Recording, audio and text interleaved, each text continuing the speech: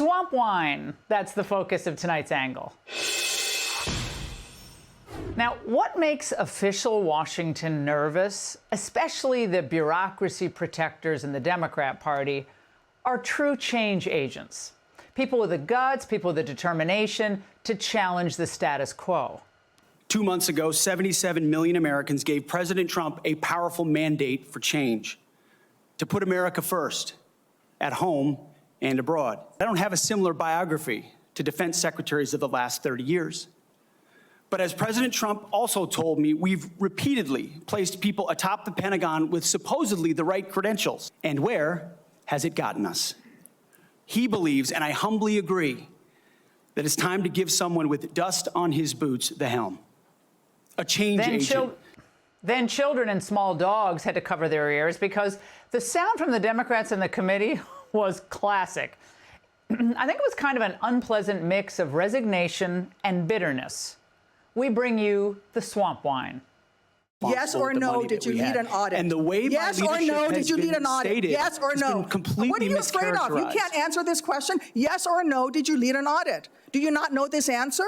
Senator, every part of my leadership of these organizations has been misrepresented. I will take that as a no. You said in your statement you don't want politics in the DOD. Everything you've said in these public statements is politics. I don't want women. I don't want moms. What's wrong with a mom, by the way? Once you have babies, you therefore are no longer able to be lethal? You're quite sure that every general who serves should not go directly into the defense industry for 10 years. You're not willing to make that same pledge?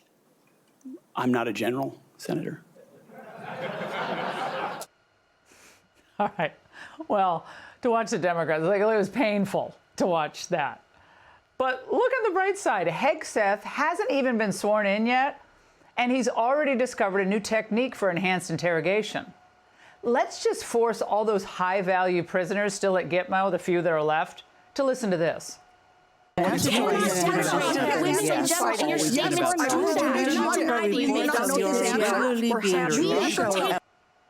like that Angus King from Maine. He looks, get me out of here. All right, well, they're all screeching because they all know Pete Hegseth is going to be confirmed. So today was purely political theater. Denigrated. You have also denigrated members of the LGBTQ community. No, well, they loathe Hegseth because instead of being a puppet of the Hill, Hegseth will actually implement Trump's policies. Now, that will be a marked change from the first Trump administration, when the military leadership and senior aides often resisted Trump's agenda. They were roadblocks to it. Fiona Hill, senior Trump White House aide, remember, she had worked for George W. Bush and Obama. She's still fighting Trump. And of course, there's the neocon chimney sweep, John Bolton, who's batting, 0 on most of his predictions. And then there's Alexander Vindman, who triggered the first Trump impeachment. He's a hero of the left.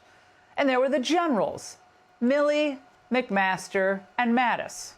They were all highly credentialed, served their country proudly, highly educated, and often spectacularly wrong. But setting aside their post-2020 nastiness, it often seems like they thought they were the commanders-in-chief, not Trump. Like they felt that they knew more than he did. But really, they're all just stuck in a Cold War mentality.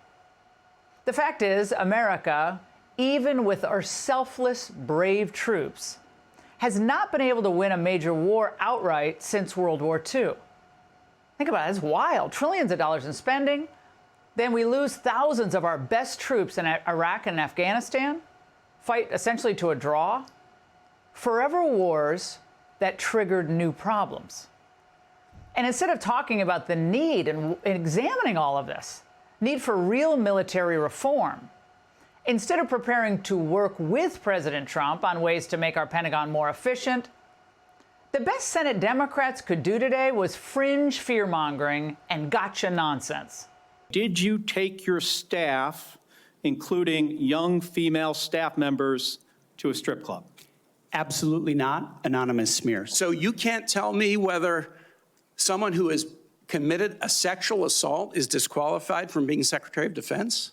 Senator, I know in my instance, and I'm talking about my instance only, it was a false claim. Will you Men and women I'm resign as serving. Secretary of Defense I've if made this you commitment drink on the behalf job? of the men and women I'm serving. I'm not because it's the hearing- most important deployment I'm not of my hearing an life. answer to my question, so I'm going to move on. Flipping pages. Then Senator Mark Wayne Mullen came in for the slam dunk. How many senators have showed up drunk to vote at night? Have any of you guys asked them to step down and resign from their job? And don't tell me you haven't seen it, because I know you have. And then how many senators do you know have got a divorce before cheating on their wives? Did you ask them to step down? No. But it's for show. Now, ouch. And of course, it would not be a Senate confirmation hearing without the liberal female senators obsessing on their favorite subject, abortion. Current DoD policy allows service members and eligible dependents to be reimbursed for travel associated with non-covered reproductive health care, including abortions. Will you maintain this common sense policy? Senator, I've always been personally pro-life. I know President Trump has as well, and we will review all policies. But our standard is whatever the president wants on this particular issue. With my advice, I will take a look at. If the president tells you that this common sense policy will not be maintained, you will not enable our service members to seek reproductive care. So it sounds I don't like to believe the me. federal government I'm not should be hearing funding answers to my questions, travel for Mr. abortion. Chairman. You ever wonder for a second when you watch these hearings, we watch them so you don't have to, but when you're watching these hearings and you wonder what would happen if they lost their pages in front of them? I have to read a teleprompter, right? But I write my script. But if you haven't written your questions and you rely on an aide to write your questions, what happens when the papers go away? They just should take away all papers and let the whole thing, go that way for a while. That would be fun to watch. But I'm sorry, that's lazy Mazie Hirono. In a Trump administration, abortion will not be considered a core mission of our military. Thank you very much. And Republicans on the committee focused on the issues that actually matter. China, our cybersecurity, all the things that our military needs to get a handle on. So let's be clear. The reason Democrats oppose Hegseth has zero to do with his personal foibles or even his managerial skills. They want to stop him because he will implement Trump's agenda, period, which includes a Pentagon accountability project.